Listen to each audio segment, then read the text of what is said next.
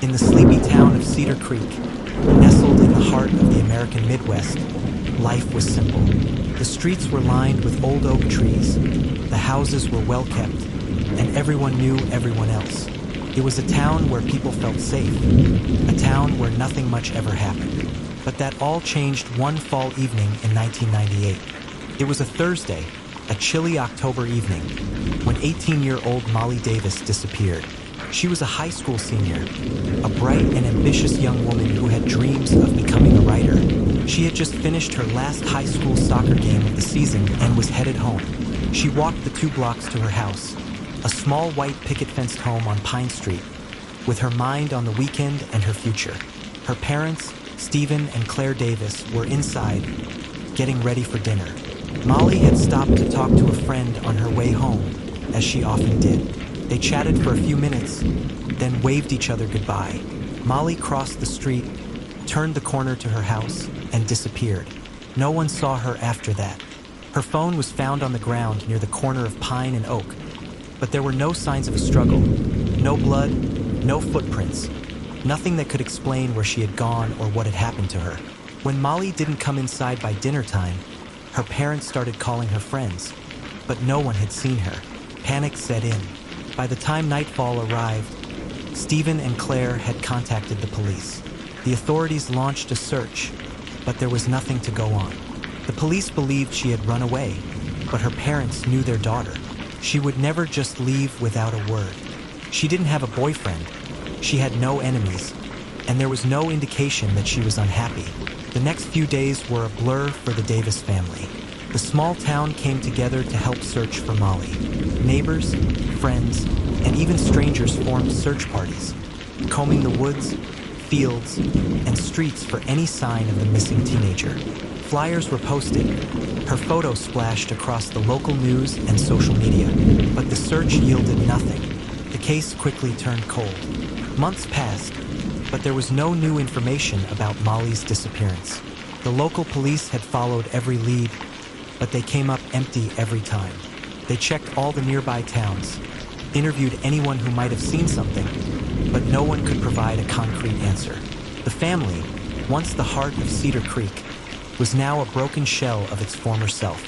Stephen, once a mild-mannered and hard-working father, became obsessed with finding his daughter.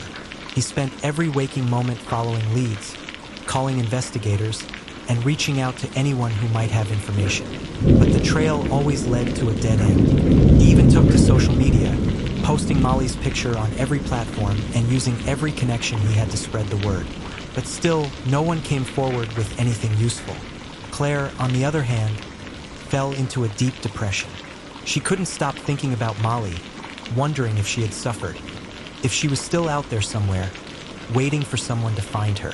Her heart ached every day as she passed Molly's empty room, the walls still covered in posters of soccer teams and magazine clippings about books Molly hoped to write.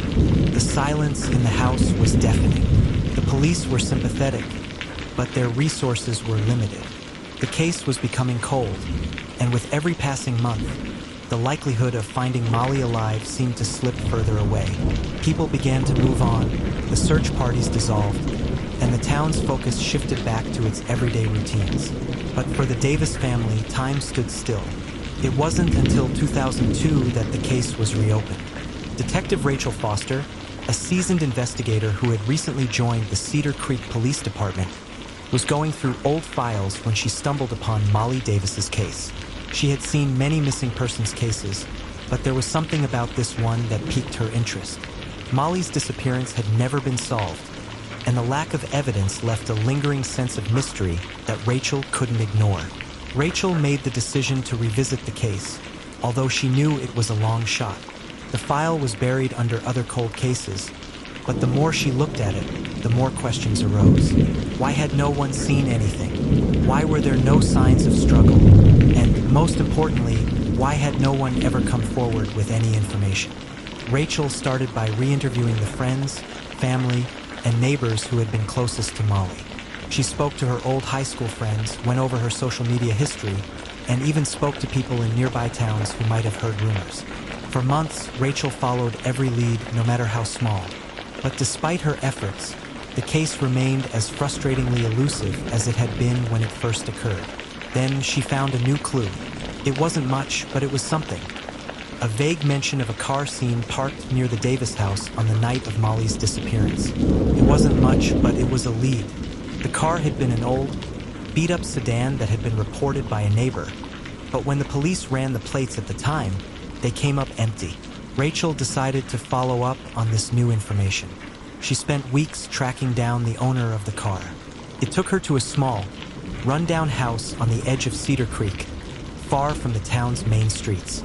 The house was abandoned, but the car had been parked there, untouched for years. The local authorities hadn't paid attention to it before, but Rachel was persistent. She traced the car to a man named Hank Lowell, a former convict who had been in and out of prison for various charges, including assault and theft.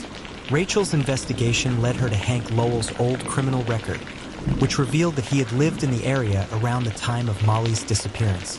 What shocked Rachel the most, however, was the fact that Hank had been released from prison just months before Molly went missing.